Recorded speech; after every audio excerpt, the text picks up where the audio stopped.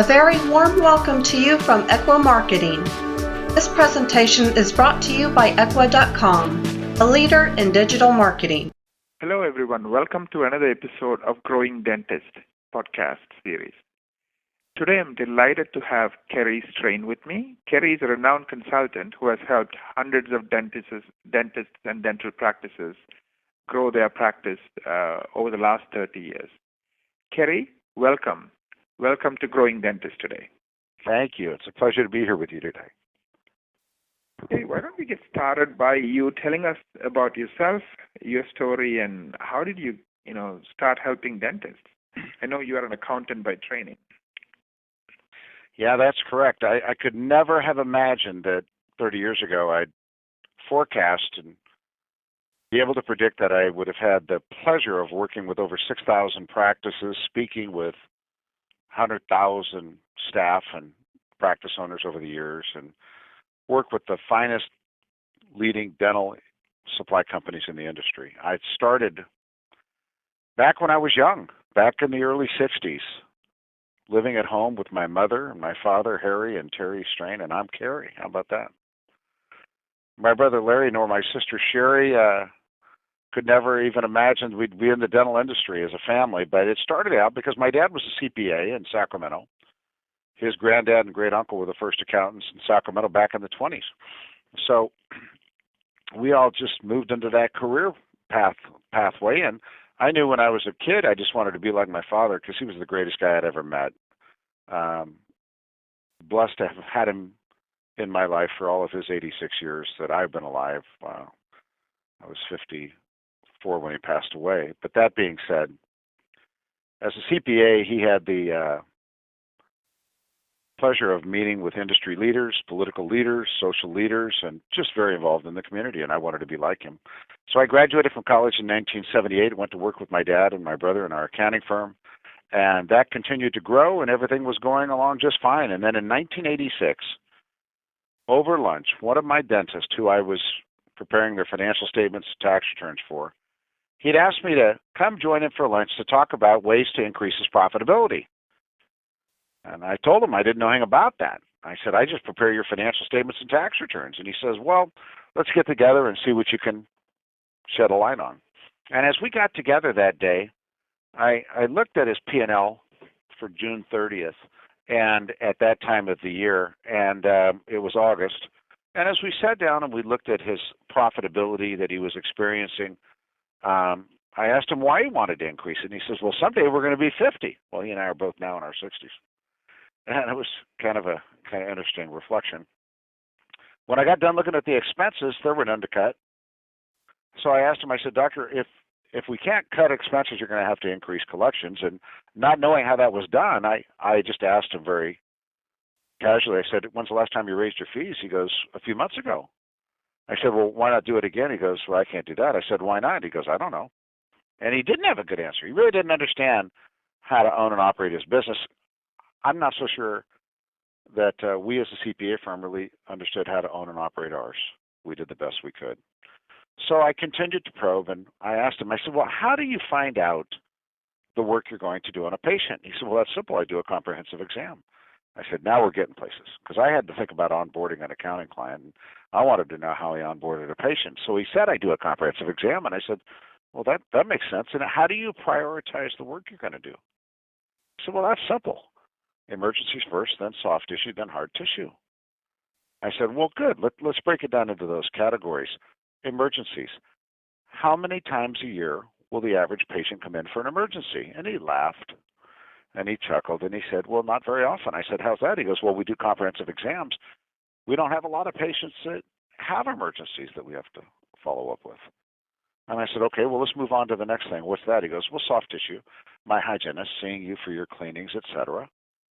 And I said, well, how many times a year will the average patient come in to see your hygienist? He goes, well, I bought an older person's practice. On average, they're going to come 3 times a year. I said, good, I can live with that. I could hang my hat on that concept, man. And they said, well, how many patients do you have? To which he replied, do you mean active or inactive? I said, how would I know? He goes, I'm not so sure I know. I said, well, tell me how many you think you have. He says, I think I have 3,000 active patients. I said, now we're getting somewhere. If you have 3,000 active patients and the demand's 3 visits a year per patient, the growth demand from that patient pool is 9,000 appointments. Do you understand that? He goes, yes, I do. I said, what's your supply? He said, how do you figure that out? I said, how many patients a day does your hygienist see? He goes, they see 8 patients a day. Full-time hygienist, 4 days a week? Yep, 32 appointments a week. And I was just doing the math. One hygienist, 32 appointments a week, 50 weeks a year, 1,600 appointments. I said, doctor, how many hygienists do you have?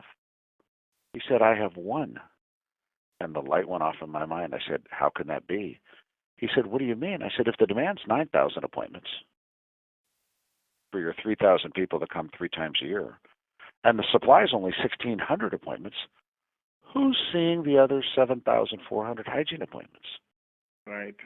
He put his burger down. He looks at me. He says, my God, nobody's ever asked me that question.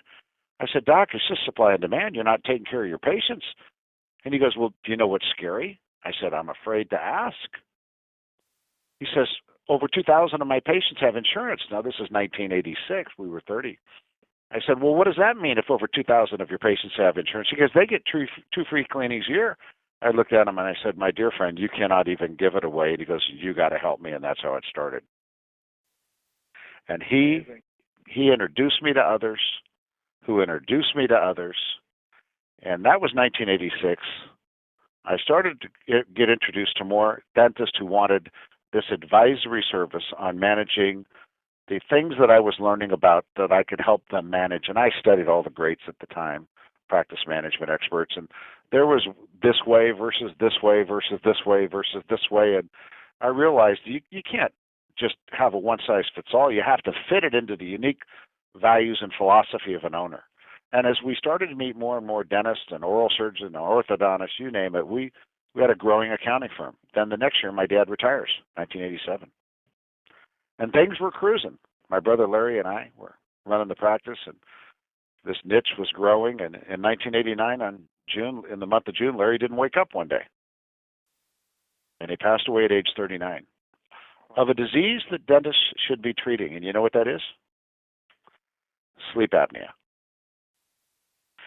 So I was at a point in my life where I was truly a recent divorced father of 4.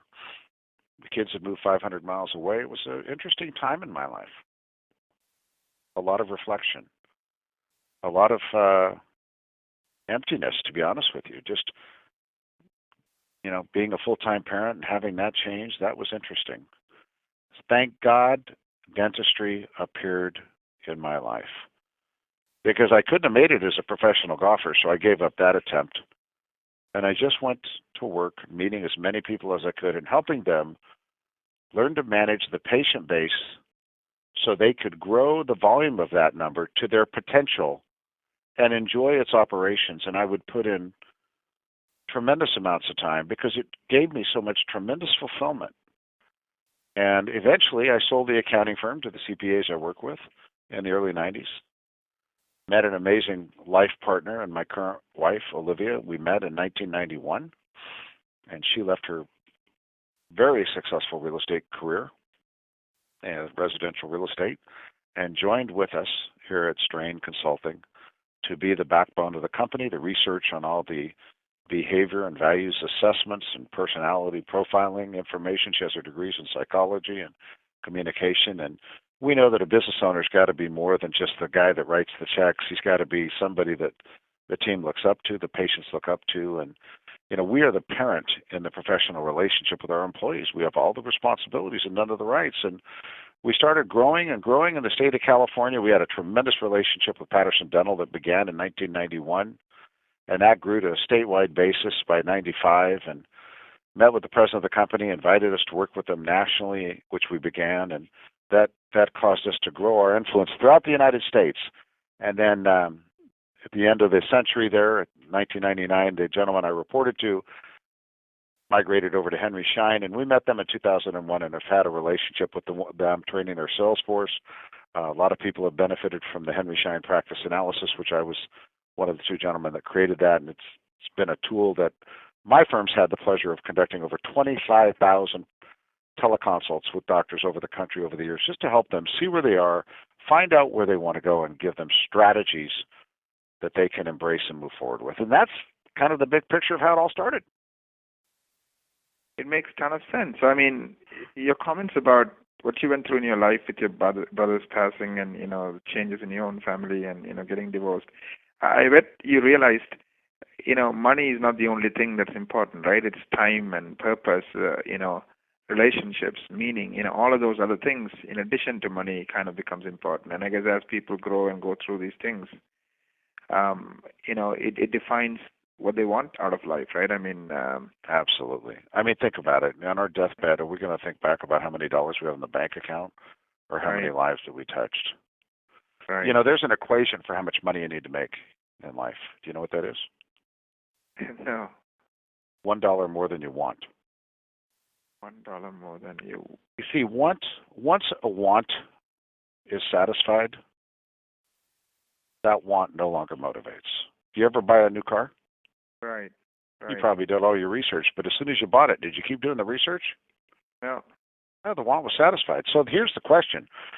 We even had we have annual retreats for our clients. We have one coming up on March 10th and 11th in Pebble Beach, California. It'll be packed. But a few years ago, we were there in Pebble Beach, and we said, you know what you need to know? And they go, what? You better know your number. Recent study in the Wall Street Journal that came out earlier this week said people age 55 to 65 today have 5 times the amount of debt than the same age group did 20 years ago. People age 65 today have less saved than people did 20 years ago.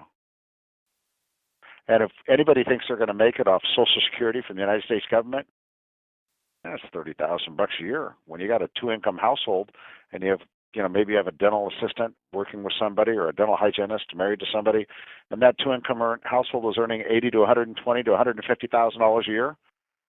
Those people psychologically are used to earning and making that amount and spending that amount. Right. And they're going to need to continue to fuel their cash flow with that amount. So if they haven't saved, retirement's not an option. Earlier today, I was on the phone with a client of mine in New England. The father is my age. The son is my daughter's age, and he's a dentist working in the practice. I said to the son, whose base salary is $100,000, I said, so what's the comp plan? And when I determined the comp plan, I projected that this boy is going to make $200,000 this year. So you know what I told him? I said, live on the first 100 you got, and on the additional 100 you're going to make, which you'll only get about 65 of because you're going to lose the balance in taxes. I said, here's what you're going to do with it. Do you have any college debt? He goes, no, I was fortunate. My dad paid for everything. I said, thank him every day. Thank your mom and your dad every day. So on that incremental additional $100,000 worth of wages, which will be about $65,000 in net cash to you, take 20% of it and spend it. Enjoy it. $12,000 a year. And on the other 50, save it. Right. And if you do that over 30 years with about 0% return on your savings, you'll have $1.5 million, I think, saved up. And that won't be enough. So plan on working until you're 70 or 80. So these are just the economic realities, and nobody likes to talk about them, but we do with our clients all the time. When I'm building a strategic plan for a client, there's 2 things I need to know. How much money do you need to make? What is your want? And how much time do you want to invest in your business? Your business doesn't control your life. It's got to support your life. So if we can build a business model where you're working 30 to 32 hours clinically a week, and you're putting in the required 6 to 8 hours managerially per week, you're going to have a 40-week job. And believe me, you're going to want to put forth that effort with laser-sharp precision so you minimize your mistakes over time and have a business that supports your life in ways you never could have imagined. We always say it's the 3 F's. You want to have fun, you want to be fulfilled, and you want to make sure your financial goals are attained. And when that happens, you're going to be excited about going to work every day. Right. That's amazing. So it starts by understanding how much time they want to put in and where they want to end up financially. That's the starting point. If you're not charting that out in the beginning, you could end up committing to a strategy that won't be satisfactory personally. Why would you do that? Right. It's kind of interesting. I do marketing and I talk to a lot of my clients, and obviously I don't do consulting, but a lot of times they haven't thought about this very clearly. And a lot of times they're like, I want a big practice, I want to have 10 employees and 2 associates, but once you talk to them for 5 more minutes, you realize that's not really what they want, because they don't want the headaches. They don't want, dot, dot, dot. But because they don't think it through, they end up in the wrong path almost sometimes. Most people don't know themselves very well. Don't you find that to be the case? Right. Right. I mean, at Straine, besides my accounting background and I've consulted with, I've probably prepared well over 4,000 or 5,000 tax returns, 10,000 sets of financial statements from 1978 to 1992. I've represented clients in front of the Internal Revenue Service, the various state agencies and the federal agencies, and I know the numbers well. But at Straine, each one of my consultants and my practice development coaches are also certified professional behavioral analysts, and we're values analysts. So in the world of understanding values, we categorize values in 6 categories. The acronym's TUASIT. So someone's interest in learning is your theoretical value. Your interest in assessing the return on the investment of time, money, energy, and resources is utilitarian value. A stands for aesthetics. The beauty of your surrounding. Could be the beauty of the way you write up a treatment plan or write an email or maybe organize your underwear. Social value, being part of a team, connecting with others, is for the S. The I is the individualistic value. Do you want to do it alone, having this very independent life and be seen as always winning? And last is traditional value. You're interested in like a religious philosophy or way of life. Every person has 2 of the 6 that are high. These are your values that very much drive you.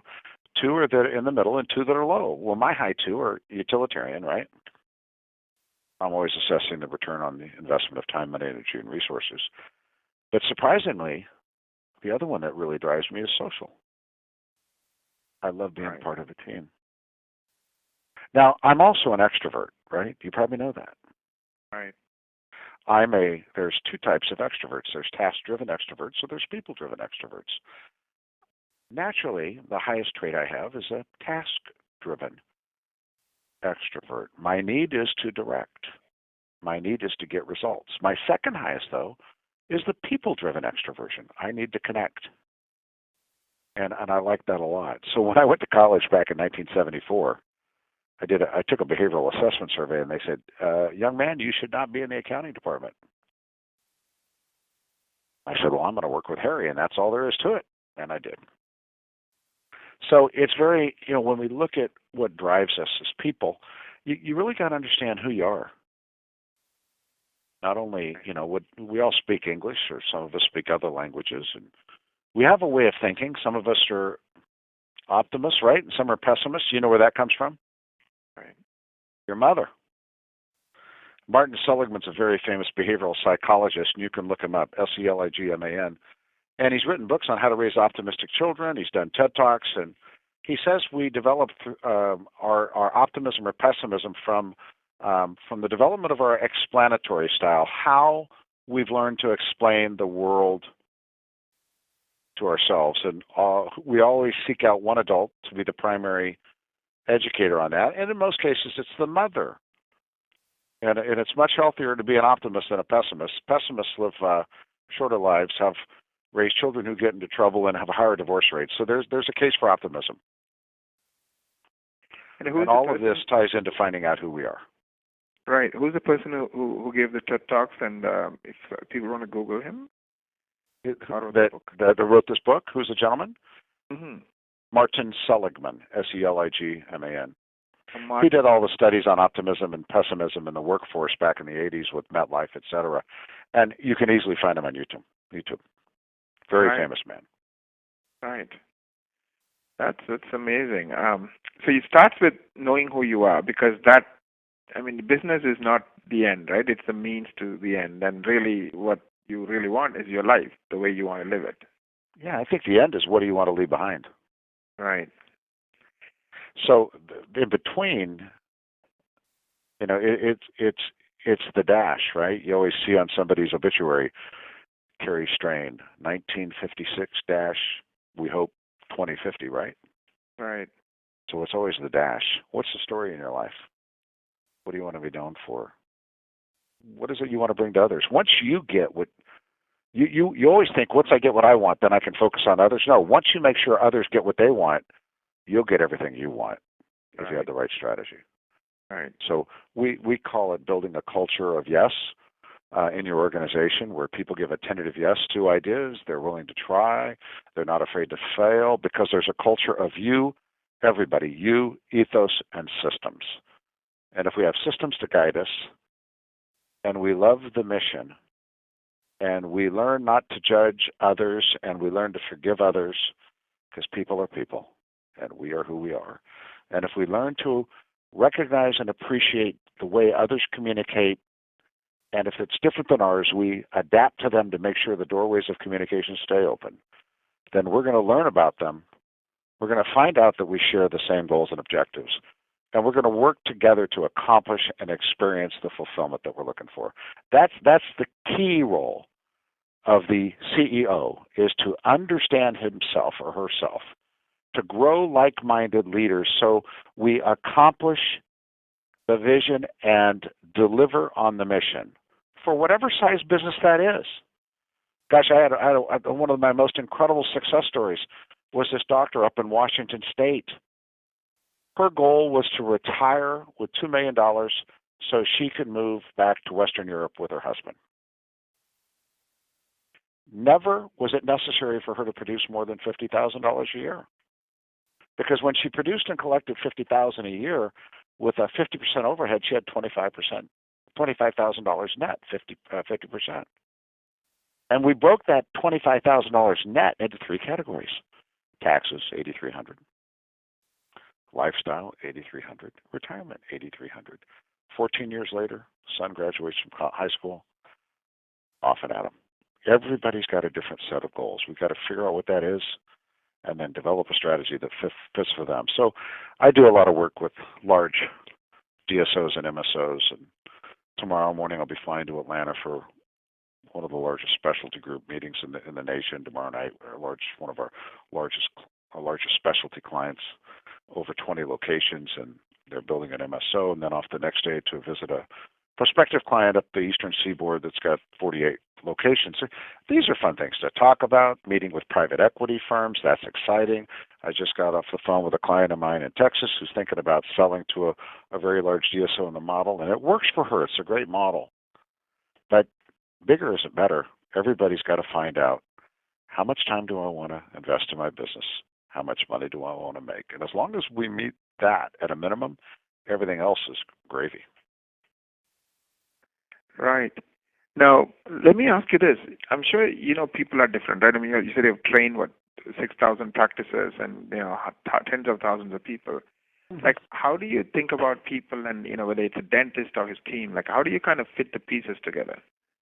Well, we work with our clients in two steps. First is initial services, where we need to find out everything we can about what the practice owner wants, also what the team wants.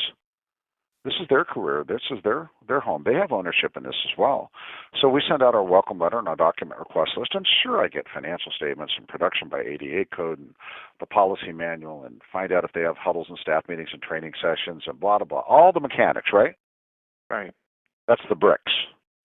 Then I got to find out about the mortar. That's the people. What do they want? Do they feel connected with one another? In the last week, has somebody given them any praise for the work they've done? You know what? Most often it says no, and which flies in the face of performance management theory. Right. A lot of doctors, I'd say a vast majority of the doctors, when they call me and they want to move the staff into action, think they can do it with money. And really, that's not a driver. Right. I mean, if it was a driver, everybody'd work another 15 hours a week on the weekend at Target and make another $20,000 a year, right? Right. If you want to improve the performance of others, I don't care if it's at home or at work, you need to understand the concepts of performance management theory, We actually have a workshop coming up called the Performance Driven CEO and Management Team in Pebble Beach. It'll be fun, but there's 3 ways to increase the performance of people. Number 1 is negative reinforcement. Negative reinforcement. Have you ever had someone say to you, please be home by 6 so we can leave here on time? You ever had that happen? Yes. And you know what's going to happen if you're not home at 6? You're going to get a can of whoop-ass opened on you, right? Right. Yeah. So to avoid that negative reinforcement, you're home at 6, right? Too often people hire someone at the front desk and say, you know, Susan, I've hired you here to be my scheduler, and if you don't give me the $5,000 a day, I'm going to question whether or not I can keep you, and that's not very effective. Do you think that creates a safe environment for that employee? No. And Abraham Maslow in his theories on the hierarchy of needs say if we don't feel safety, belonging, and mattering, we're never going to really contribute because we're stuck all the time, right? Right. So throw that theory away. That's not going to be any good. So the other two strategies to increase performance are economic rewards, certainly, but it's not happening quick enough. You know, at best, you're going to have a bonus plan that pays on the 15th of the following month. So the work we do here on February 1st isn't necessarily going to be rewarded till March 15th. And by the time they get the $48 bonus check, or $148 or $248 or $548, it's kind of hard to link that reward to the behavior that was performed, so it gets fuzzy. So the best way is through positive reinforcement.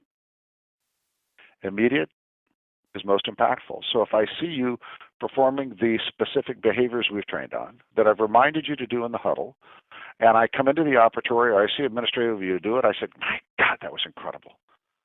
And you've got to be really good at giving it authentically, doctors, is what I tell them. And you can never do the sandwich praise, which is 1 positive, 1 negative, 1 positive, because anytime you pair a negative with a positive, it kills the positive. Right. So immediate is most powerful.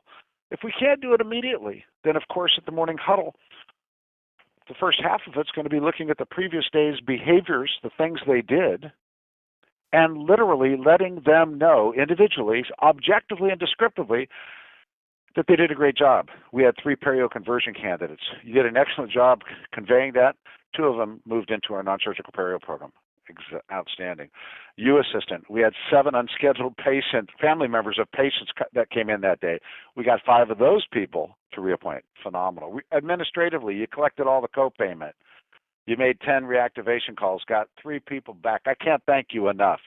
Do you see how I'm drilling down to objective data? Right. It doesn't do any good to say, God, we had a good day yesterday, kumbaya. You just can't say that. That's nobody understands what it is that they did.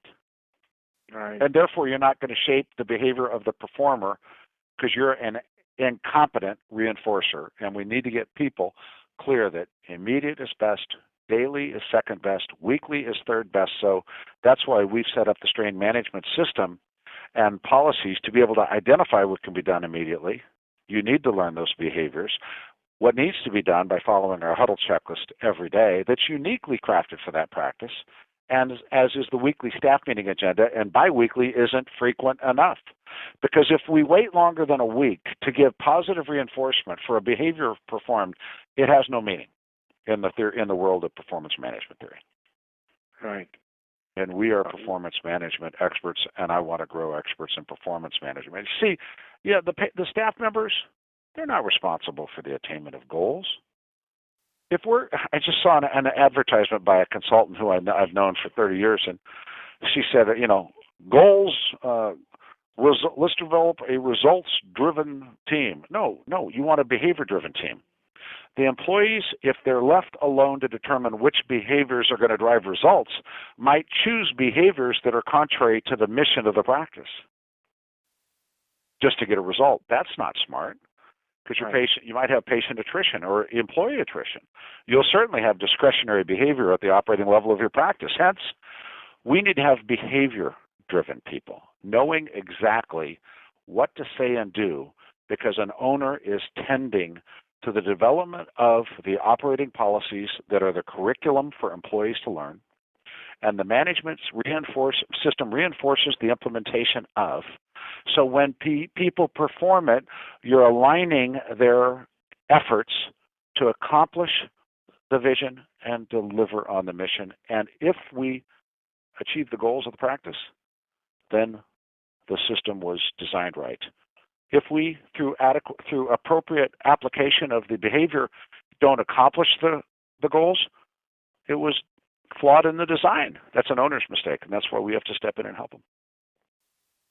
So everything starts with the vision and then the mission, right? So yeah. Can you give me some color? Like, explain to you. I mean, everybody does dentistry, so how does this become specific to me?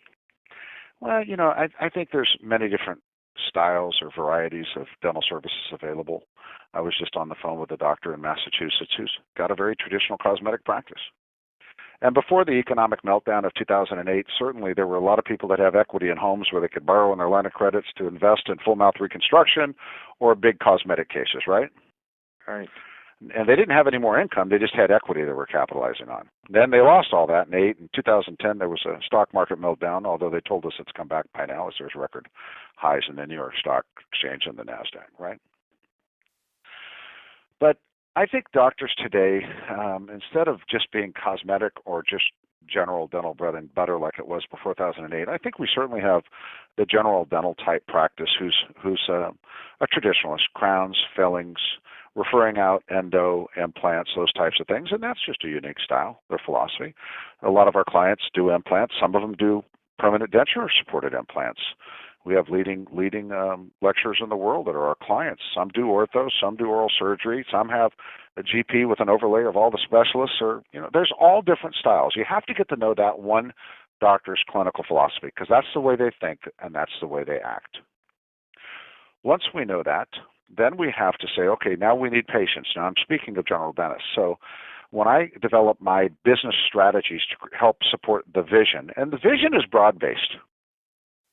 Goals are broad-based. I want to have 5 operatories with a full complement of patients to work 4.5 days a week and take off 3 weeks a year. And I want to make sure that I work 36 hours a week and net $550,000 a year. That's a big vision goal, right? Right. Start with that. So in other words, what do you want? And then you turn around and figure out. Start to shape it. Yeah. Now, for you, if he says for you to get what you want, like you mentioned earlier, others have to get what they want. Your team has to get what they want. Your patients have to get what they want. Yeah. And only then you will get what you want. Correct. And so then we have to assess how many, we always say there's 4 components to your business plan. Number 1 is your facility. How many operatories, what part of town, what type of technology, those types of things. Mm-hmm. Number 2 is patients. We believe that a dentist, for every 1 hour they work, should be supported by 2 hours of hygiene. So we have our patient base. We believe in active patients and appointed patient. And for every 600 patients, you're going to need a full-time hygienist. And by the way, every practice does have a maximum number of patients they can manage. Have you ever heard of that equation? Every practice has a maximum number of patients they can manage. Here's the equation. Every practice has a maximum number of patients they can manage. There's a maximum. Yeah, I mean, think about it. How many ounces of water can you get in a 12-ounce can? How many ounces? 12, right? Yeah. Who's married in Grant's tomb? Grant. When was the War of 1812? 1812. How many patients can you manage? It's equal to how many people you can fit into your hygiene department. Right. Why would you want to have volumes more patients of record that you can't see in hygiene? You'd almost be failing them in your commitment because by default they're abandoned. And if you've got 5 treatment rooms and you're saying I want to have 2 for hygiene, why would you only have 1 hygienist? Sure, he's only going to be able to see 600 patients. I mean, think about it. 8 patients a day for the average hygienist. 200 days a year, 1,600 appointments. If the average patient comes 2.5 times, I mean, that's 600 people. So if that's the capacity, 600 patients today are going to generate somewhere between $500,000 to $750,000 worth of annual revenue for the practice. And that's going to vary based on fees charged and treatment plans driven. Right. And that's not enough production to generate the collections, to fund the overhead, to make that doctor's personal model come to life. But 2 hygienists will.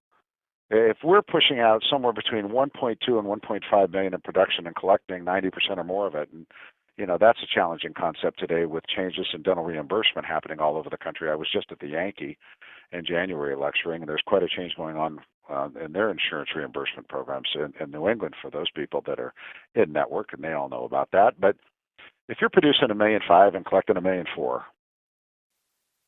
your overhead should be running about $750 to $800 before any discretionary expenses are paid. Because when I look at the P&Ls of the doctors, we look at them and I see golf clubs and the supplies expense and swing sets and trips to Disneyland, and I understand, what they're trying to do and minimize tax obligations. But when we look at true expenses, you should be at about 50% of production before of your EBITDA, right? And EBITDA is an acronym for earnings before interest, taxes, depreciation, amortization, and in this case, it's EBITDA plus doctor comp. So EBITDA plus doctor comp before doctor comp should be around 50% of production. It's not too hard to get there of production, okay? And if our collection rate's 90% and my production was 100 and I had 50% overhead and 10% off, my net cash flow is going to be 40% before interest, taxes, depreciation, amortization, and doctor comp, and 40% of $1.5 million should easily push out $600,000 a year. And if a doctor can't live on $600,000 a year, we got a real spending problem. Right. And in some cases, we do, because we have a lack of alignment between the owner and their partner, married couple or not. And if we have, one of the things that we start with is personal budgeting as well. And I ask, what are some of the goals you have? Oftentimes it's to get an agreement on the financial goals of my family with my partner. These things are causing stress. And if I don't have a plan that deals with solving that issue and getting agreement, then we have, financial terrorism going on in the relationship, and we have to solve that as well. Otherwise, there's no business owner that can think accurately if he's got conflict at home, and we need them to be freed up so they can be the best they can be for their patient. So when we look at building the plan, we build with the assumption that we're going to get to 2 hygienists per doctor. And in some cases, we have clients that have 3 hygienists per doctor, although that's not accomplishable in some states due to the Dental Practice Act that limit them to 2 hygienists per doctor. But that's okay. We work within the laws as much as always, period. And then once we have that patient flow and we look at the treatment planning philosophy of the doctor, we can project out what they're going to produce with that number of patient and continuing care. We can project out the collection rate, project out the overhead, and determine if the model's going to work for them. And it either passes or fails.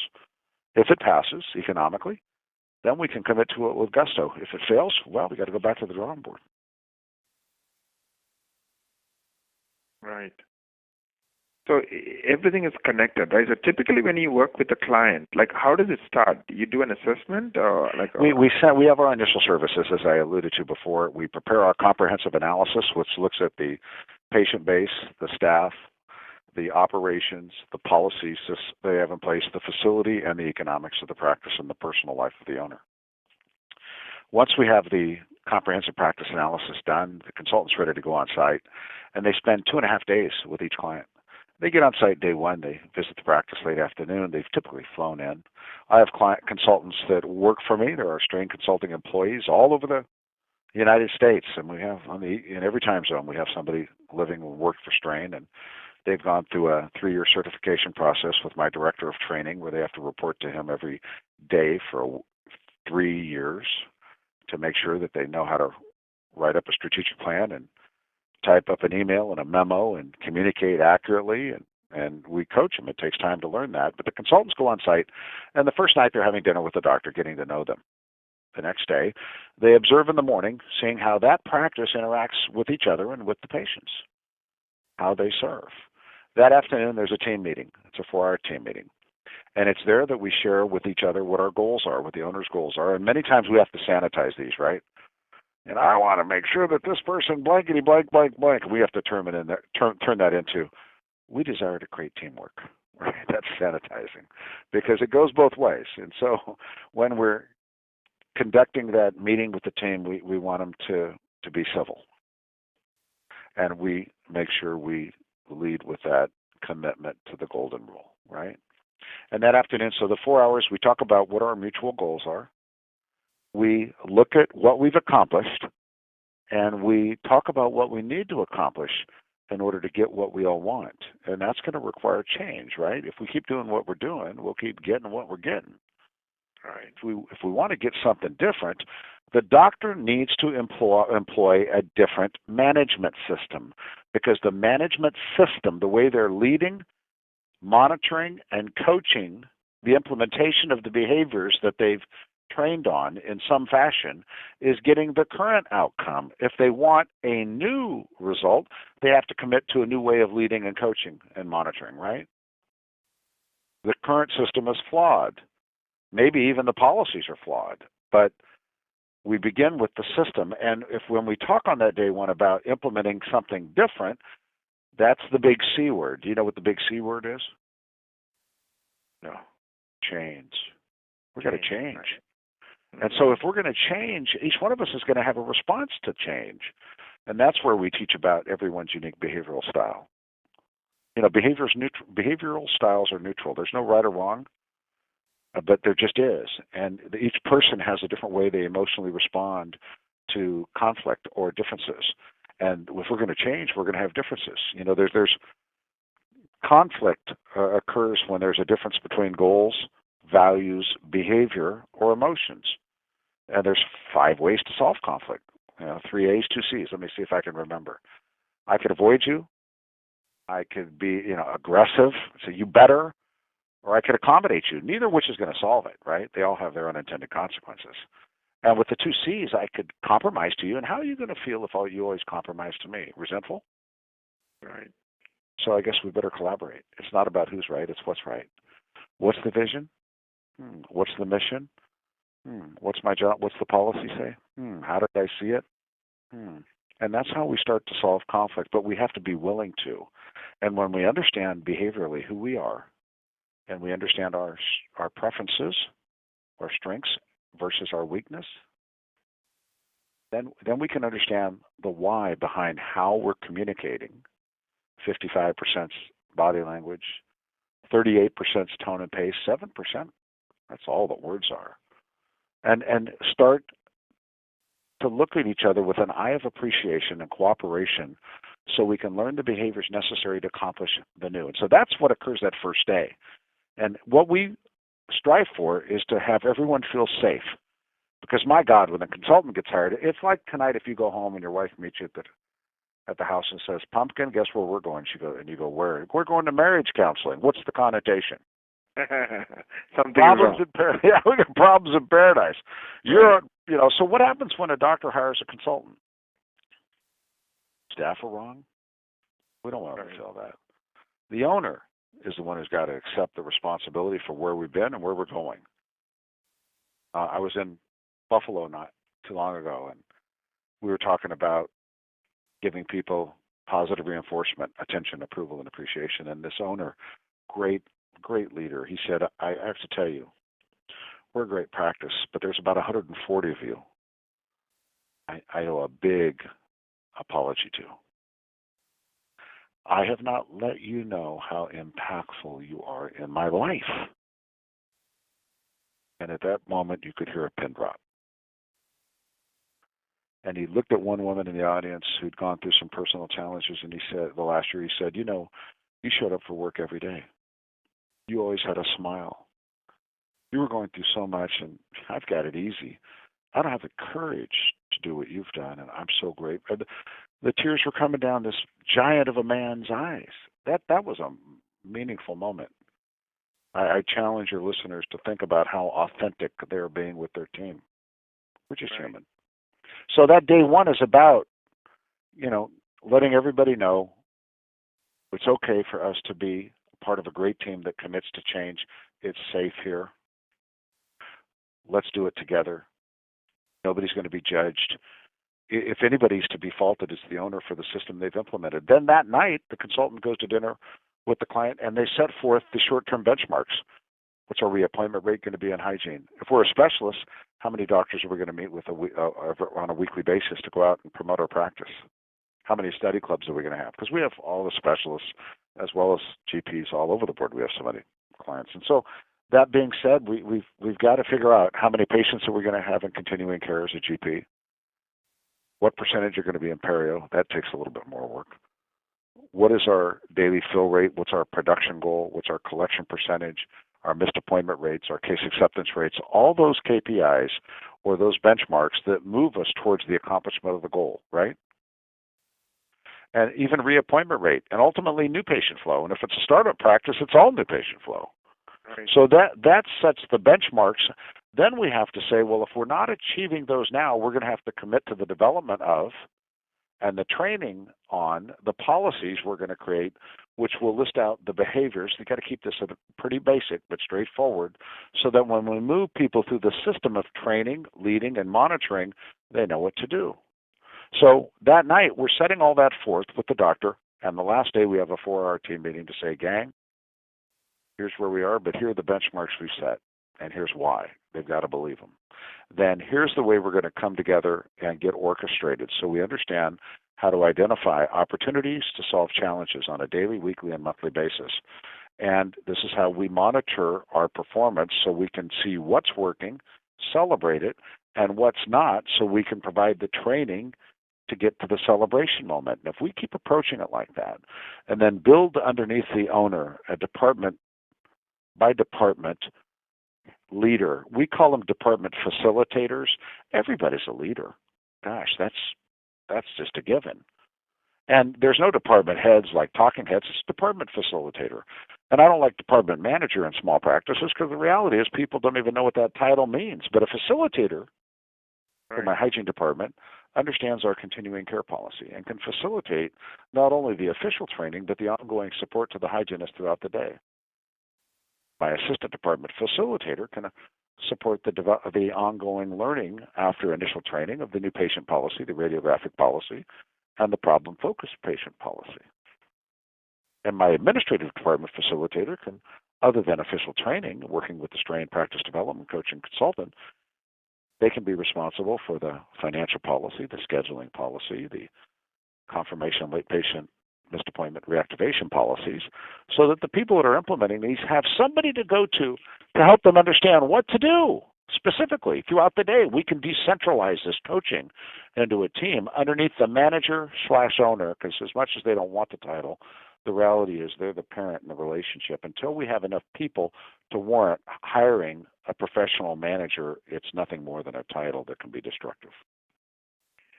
Right. So when we get done with our 2.5 days on site, we know the goals, we know the vision statement, we know the mission statement, we know the short-term benchmarks, we've got the huddle checklist in place and its corresponding tools, the weekly staff meeting agenda in place, the monthly department facilitator meeting in place. So we've created communication moments that haven't been committed to. I mean, only 15% of practices have huddle, fewer than 5% have a weekly staff meeting, and none of them have a department facilitator meeting. But if we create these communication, in parentheses, engagement moments, we're going to create engagement in the workforce. And it's not going to happen overnight.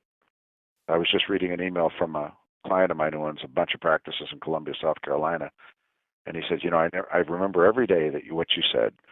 You can't microwave the development of commitment and people. You got to put them in the oven and let it bake. Mm-hmm. So the flaw, the development of commitment and people. Yeah, that's a great quote.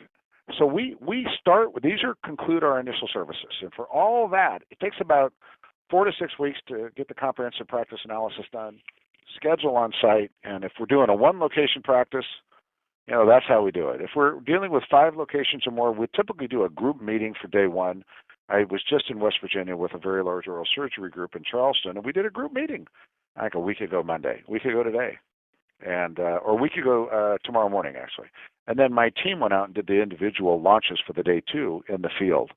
So we often, with our 5 or location or more practices, have a team meeting, bringing everybody together for a 4-hour meeting as day 1. It's a very fun event because owners get to really share with the team that it's their goal to create a loving environment for team members to join with them on. And that's the beginning of a great journey. After that, we move into what we call our month-to-month continuing services.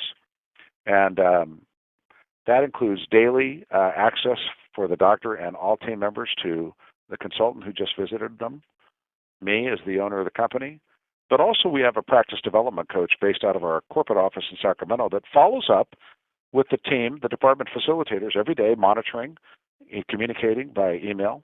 And for monitoring, we either collect data by manually driven, or we have the ability with software vendors out there that we've created relationships with to sweep all the data we want through data analytics programs and help put the strain management system into place for those doctors.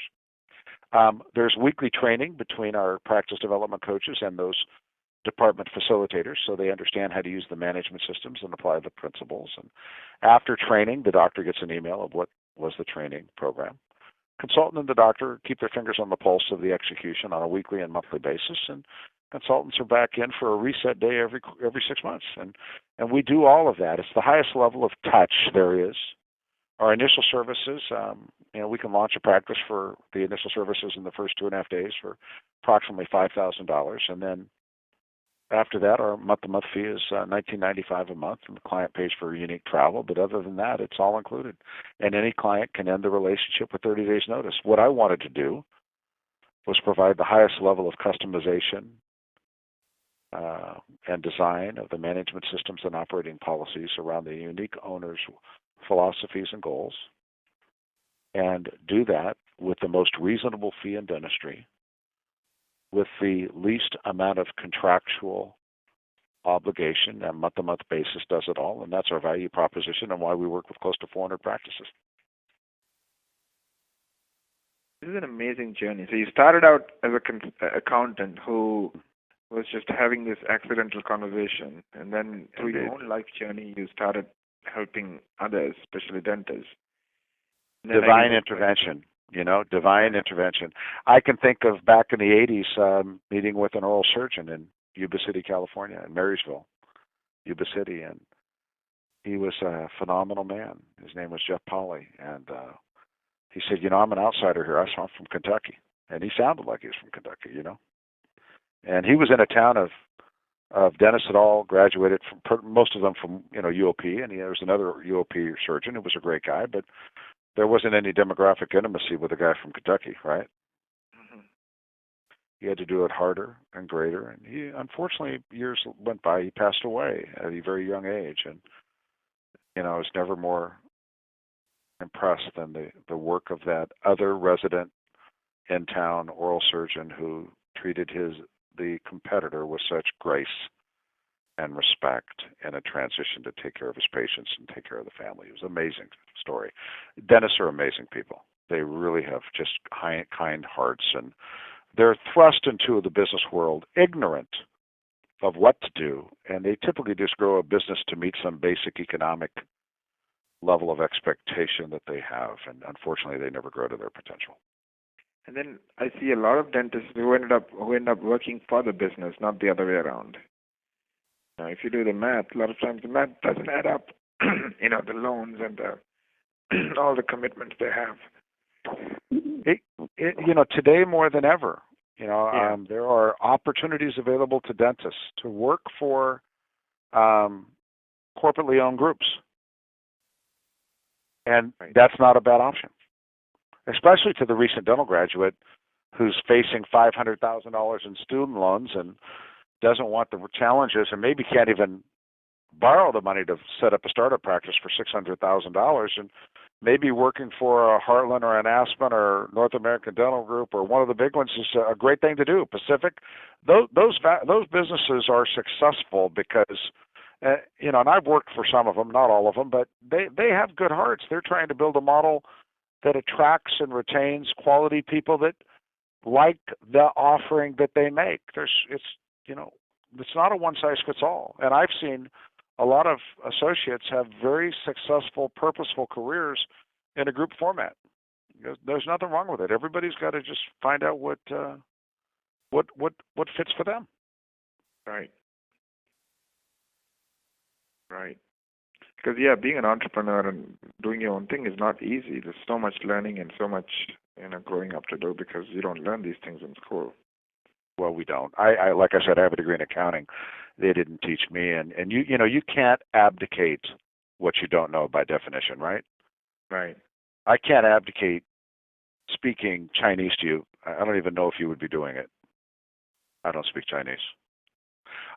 You can't abdicate the management of your business if you don't know what management is. All right. We want to take the guesswork out of that process, number one. And number two, we don't want our clients to feel alone. That's why they have unlimited access to me and my team. Back when I had my accounting firm, nobody wanted to call me because the meter was running. Mm-hmm. I said, well, I'm going to build a dental consulting firm where the meter never runs. Your hourly rate just goes down the more you're in contact with us. Right. And it's a good model. It's a win-win model, right? Where they win and you win because of it. I'm very happy. I have the greatest team on earth. I mean, these people are, they love their clients. They love what they do. And I love the fact that they love that. I love them. They're amazing people that we work with. It's amazing. Anything else you want to share with as final thoughts, Kerry, before we wrap up? I was talking to one of my clients in Chicago, Dr. Gracias, the other day. She says, if you want to live to be 100, there's two things you have to do. Floss and keep working.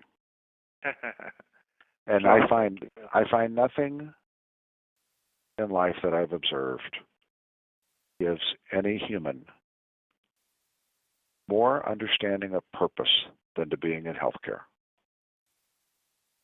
Right. Whether it's a physician, a dentist, a veterinarian, you get to help someone's lives in ways that you never imagined. And if we can help people understand the business basics that go along with ownership, that support their clinical purpose, then we can help them make sure that the obstructions that occur on the journey, and they do, the obstacles on our path, can be dealt with accurately. The key to resilience is not optimistic thinking, it's accurate thinking. And if we can manage the way we talk to ourselves when faced with an adversity, learn how to see the issue, solve the problem, move through it, we can do so with the least amount of effort to manage adversity. We call that practical intelligence, and the longer you're committed to it, the better you'll be. So we just wish for everybody to have the true fulfillment that they're going to experience flow to them in a way that causes them to always think back on their career with appreciation, that they were given an opportunity based on something that happened in their childhood that guided them to be good students, to learn how to get in the things they learned in school, to qualify to get into healthcare, whether they're hygienists, assistants, administrators, doctors, and have a level of accomplishment that then becomes the beginning for serving. And if we can help them on that journey, then we're all going to feel fun, fulfillment, and financial reward. But we're only going to, need the financial reward up until our wants are satisfied. And, too often I see people that, they make more money than they've ever dreamed of, and then they ask, well, what else can I do to experience fulfillment? Why not keep serving? Open your days for free in your practice. You're best at that. You may not be a good enough cook to go down and work at Loaves and Fishes. You might not even be good at doing dirty dishes, but you're a heck of a healthcare provider. Why not open your practice and help people that can't afford it and keep serving? You're best at that. So, there's a journey. Let's develop a plan. And, if anybody's looking for any help to do that, they can contact my office or go to the Straine website. We're glad to chat with them and spend an hour or two with them just talking about where they are and where they want to go. We offer that to people at no cost every day, and we'd love to do it with your audience as well. And the website, it's straine.com, right? Can you spell that for our audience, please? Sure. Straine, like train with an S on the front and E on the end, Straine. And if anybody wants to just get on the phone with me and spend an hour, send an email to Stephanie, Stephanie, Stephanie at straine.com. And she'll get back to you and schedule a time to chat with me. If you own a practice, she'll have you fill out a Straine survey. We'll prepare a practice analysis for your practice and talk about it. If you're thinking about buying a practice, let's talk about that. If you just want to talk about your career and where life's going, or you just want somebody to talk to, get a hold of Stephanie. She'll get you my calendar. I'm here to talk to you about whatever it is you want to talk about. You're very generous, Kerry. I think That's why you've been here for 30 years. Keep doing what you're doing. And well, we've set a tentative retirement date. It's just a little less than 20 years from now when I turn 80. Oh. So I'll step down as president and just be chairman of the board so I don't have to travel so much. But, I love what I do. I can't wait to be in Atlanta tomorrow. I love that. I can't wait to be in North Carolina on Thursday, and I can't wait to come home on Thursday night. And next week I get to be in Reno and then in San Francisco. And, I'm just blessed to be in an industry where I get the chance to meet, like you, the greatest people on earth. And I'm so grateful that you reached out to us and found us and invited me to share our story, and hopefully that with your mission and vision, you'll continue to meet far better presenters than me, and people. I don't know that you meet anybody that loves people as much as I do, but if you keep being be a channel of hope for people. Napoleon had a great line: "Leaders are dealers of hope," and leaders, they know the future, so they can bring others to that safe place. So appreciate being on the call, and I wish all your listeners all the success and joy, love, and fulfillment that they deserve, and let's just make the world a better place. Thank you, Kerry. I couldn't have said it better. Thank you very much for your time today. I know you're a busy person, so I really appreciate you taking the time and doing this for us and our listeners. So anybody who wants to get a hold of Kerry, you can email Stephanie at Straine.com, or just go to the website, and I'm sure there'll be lots of information. You certainly will.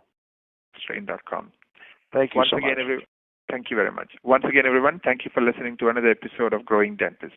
Have a wonderful day.